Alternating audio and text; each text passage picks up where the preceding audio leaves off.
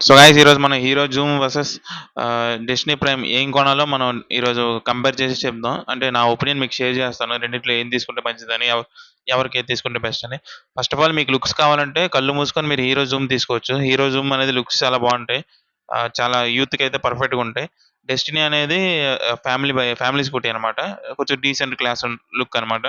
So next వచ్చేసి ఏంటంటే రెండో సేమ్ ప్రైజే. అది పక్కన పెడితే ఒకటి 110 సీసీ, ఒకటి 125 సీసీ. సో ఇంజిన్ పికప్ పరంగా మీరు కొనుక్కోవాలంటే కళ్ళు మూసుకొని మీరు డెస్టినీ కొనుక్కోవాలి.